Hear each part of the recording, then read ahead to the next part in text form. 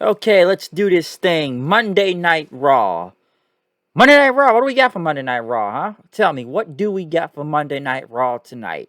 Since they're back in New York again. Well, it's a different part of New York, but what was it? Island, New York, Long Island, New York. I think they were in or something. So yeah, different part of New York. We do open up the show with Seth Rollins. Seth Rollins coming out there. He's in a good mood. Hopefully, he is in a good mood. Mostly after being attacked by a fan last week, but I'm sure there's a lot still going on in that whole story. But that's a story for a different time, though. But man, that so-called fan, well, maybe psychopath, but whatever you want to call him, cut a good promo though. Give him that, but still kind of crazy.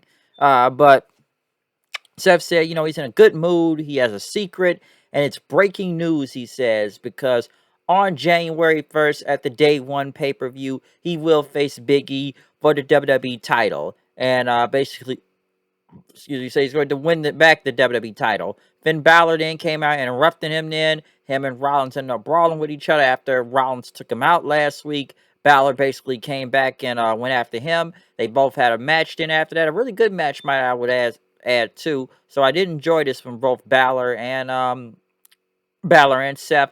Balor looked like he's gonna go for the win. He tried to get the 1916, but Seth ended up getting him with a thumb to the eye and then hitting him with the curb stomp for the win. So Seth Rollins taking out Balor once again. So yeah, got him with the thumb to the eye. Even though it really look like a thumb to the eye, he got him with it. So there you go. We then went to Vince McMahon's office. Vince was on his phone until Austin Theory came in. Vince shook his hand, and Theory says, he made a mistake. Vince said to Theory, ask me how I'm doing, because I hate that, because you know the problems I'm probably going through, or ailments, or just a lot of problems. Like I can't hear my ear or something like that. None of that phony crap, okay? And listen, your match against Big E last week was not phony, all right? And here's what we're gonna watch the show. So tonight, Austin Theory is gonna hang with Vince McMahon all night. I guess being under his wing or something. So he's gonna be hanging with Vince. Um, and Vince told him that expect the unexpected. And he said he would kill him if he ever steals from him again. So yes, Vince McMahon giving out live death threats on TV. Okay, that's Vince, folks. Live death threats for you. But yeah, we're gonna be seeing more of Austin Theory hanging out with him tonight. But we didn't go to a contract sign between both Liv Morgan and Becky Lynch for the women's title, which is going to be next week. Um, and whatnot. Becky basically made fun of the crowd, like, "Oh, you're not getting a big title match, just like your New York Islanders. They don't even get any championships. They don't even play in this venue, okay? So that's why you guys aren't getting anything." Morgan told her to shut up then, and let's talk about you, okay? Let's talk about how you were a blubbering mess when you talk about Charlotte after your match at Survivor Series, which they did play the promo, almost sound like a face promo in a way, but Becky talking about Charlotte, how they used to hang together, and they're basically just hung with each other all the time, and now that they despise each other, like she's almost about to cry, with a very emotional promo, might I add, too, from, I guess, after Survivor Series, but, Liv basically said, who knew big time Beck was a crybaby and whatnot, um, basically she started blaming Becky for a lot of things, that your big fat money contract there, is the reason why my friends are gone, I guess both, Ruby Riot and Sarah Logan, so no Riot Squad and whatnot. But basically, she told Becky, you're everything that you once despised, and that you're no longer the person you once were before. Okay, and basically, basically have to punch her and whatnot. And Morgan basically, she said it was gonna get her. Basically, Becky said, after that punch, that wouldn't really impress anyone from last week. Uh, Impression from last week. Morgan tried to attack her, but DeVille got in the way. Becky basically went on and says, okay, all right, you want to be the so-called leader of the women's division because you can't do what I do. So how about this? 10-woman tag tonight, okay? Which they did have the graphic up there for everybody up there. But 10-woman tag, 5-on-5. Let's see how it goes tonight. You got a week till the title match. Let's see how you do tonight.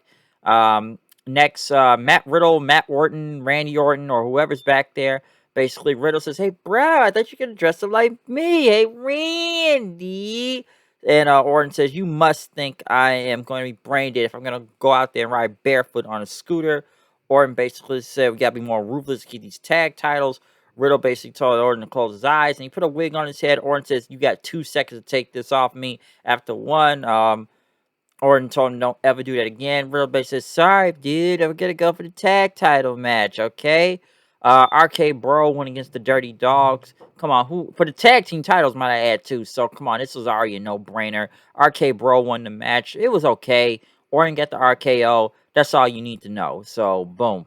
Um, Seth Rollins was walking in the back. Basically, Kevin Owens told him, like, hey, you know it's going to be a triple threat match now, day one, right? Rollins thought it was a joke, and Owens says, okay, you don't believe me? Go ask Adam Pearce. Rollins says, all right, I will ask him, because I don't believe you, because you're a liar, all right?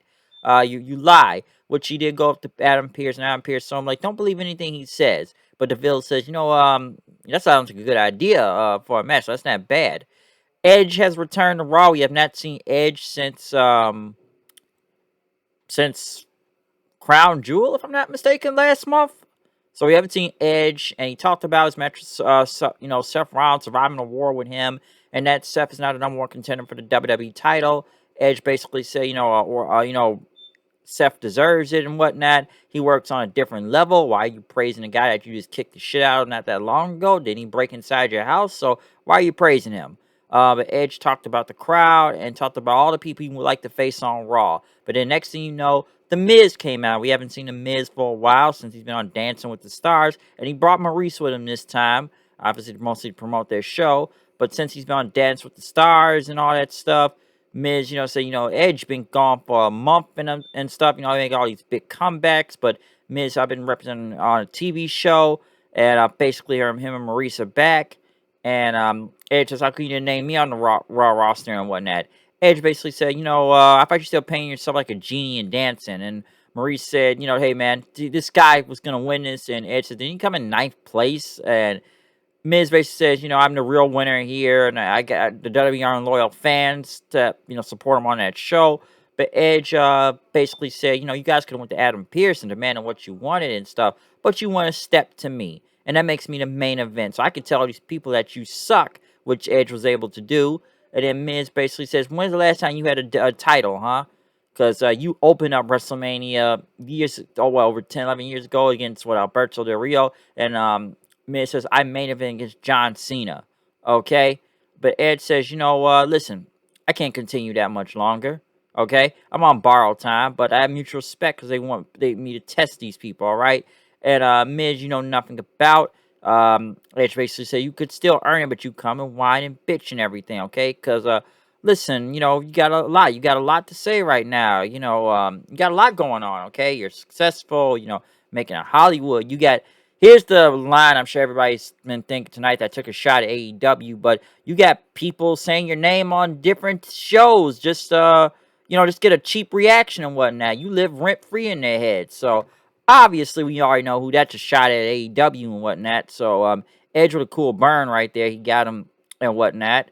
But, Edge basically went on to say that Miz was, bitches a lot. And, basically, the difference between him and, Miz and him is that he fired everything he could to get back into the game and whatnot. And basically, you use this to get notoriety and stuff to be famous and everything. And for your next endeavor, reality show or dance thing, whatever, why try to leave your partner high and dry just to get fired? Obviously, that was a John Morrison, but you know, mm, Edge basically said, and you come out here and expect it, I earn it. Miz took off his glasses, and Edge says, "Come on, do it. Let's do it now." But Miz said no and left as he walked off. Then, so good promo segment from Edge and Miz will both being back on the show. Edge, don't know if I want to see him versus Miz in general, but we'll see what happens. But I did like the shot he did, most likely through at AEW and stuff, and even at the say something about the whole John Morrison getting released. I'm sure it was that video he put out yesterday, so I'm sure that's something to do with that. Next, we had a blind AJ Styles, him and Amo, so AJ cannot see. All of a sudden, happened last week. Basically, go come out there and play the piano, yeah, partner, play the piano, play the piano. AJ Styles, folks, coming to a piano near you, or whatever he's gonna do blind. And basically, I guess you couldn't see in sound commentary was the Street Profits versus Alpha Academy. Street Profits won, and AJ tried to get involved, but him knocking him around the apron and almost helped him up, and they start arguing with each other in the end. So where's that gonna go? I'm not sure. Vince was still talking Austin Theory, thought about the Rise of AJ Theory. He says, that was pretty good, but Vince said that was freaking terrible. Okay, it was horrible. You can see it come from a mile away. Theory said it was right, and he said, you need to be more attentive. Okay, be more attentive. Um, huh. Next, though, Kevin Owens, I guess, was on his phone and whatnot. Edge started laughing because he wasn't in the title match. So, Owens says he wasn't lying and he's going to be added to the match as Rollins ended up laughing it off then.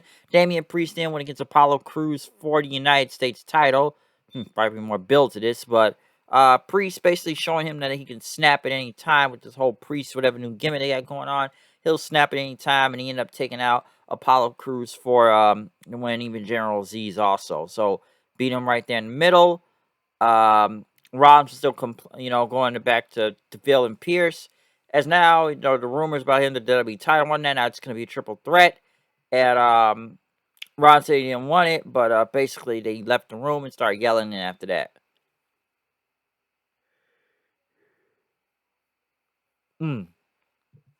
Next, the Mysterios went against Cedric and Sheldon, the Hurt Business. Mysterio's one, obviously getting the win back. And let me say this about the Hurt Business real quick, because there's one thing that doesn't make sense to me. Yes, you do have the Hurt Business back together, but you keep them so separated, it doesn't make any sense.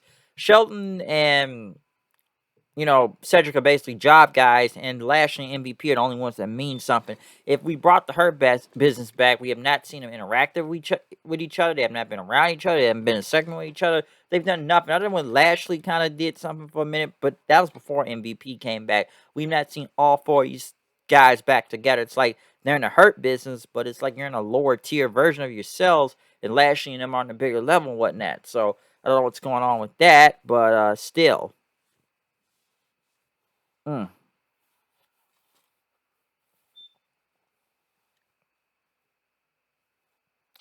Sorry, arm hurt right there. But as I've said before, yeah, I don't understand what's going on with the Hurt Business right now. 10-woman tag, Liv Morgan, Team Morgan, basically. Bianca Belair, Rhea Ripley, Dana Brooke, and Nikki Ash versus Becky Lynch, Queen Zelina, Carmella Tamina, and Doudrop, okay? I don't really have much to say from this. Some of the botches and whatnot. It got more better towards the end. I did like Bianca doing a big spine buster onto a Doudrop out there, but a lot was going on in this match, okay? But Liv Morgan did end up getting the win with the Oblivion and whatnot. Becky tried to attack Liv Morgan, but but that did not work. Morgan ended up taking out Becky and whatnot, basically knocking the heels off or getting out of the ring as the heels still in the ring out and stuff as they complain and everything. So yeah, Liv Morgan basically someone getting the last laugh right here. Kevin, Big E was in the back talking to Kevin Patrick. Talking about all the Kevins he's battled, Kevin's, if you get going, Kevin, Karen, I'm sure you know what he's talking about right there. Basically, he's going to get this done tonight, so we'll see what happens with that.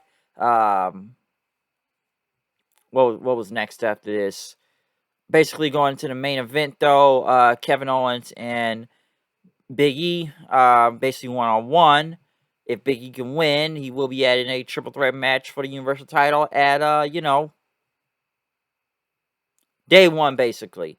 But right after that, I know they have Vince McMahon. But SAS Theory, if he enjoyed himself, and Theory said a great time.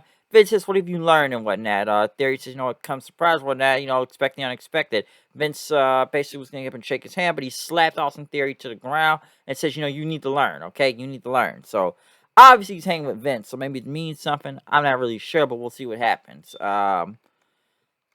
But yeah, in the main event, though, Big E versus Kevin Owens. Seth was on commentary, of course, messing up as much as he could. A good main event, though. Obviously, we kind of knew he was going to win anyways. All right, I have my win on. Why did I say I have my win on? I don't know. But you already know what it's going to lead into anyways between both of these two. Seth gets involved, tries to curb stomp Kevin Owens, but Kevin Owens did hit him first. Basically, Ross took the curb stomp on the Bobby Lashley. That Bobby Lashley. What the fuck am I talking about? Man, I must be tired tonight. But he ended up getting a curb stomp on the Big E then. Owens basically started laughing in, and Seth Rollins looked pissed off as they like kicked the wrong guy, and it was curb stop. So yeah, he hit the wrong target.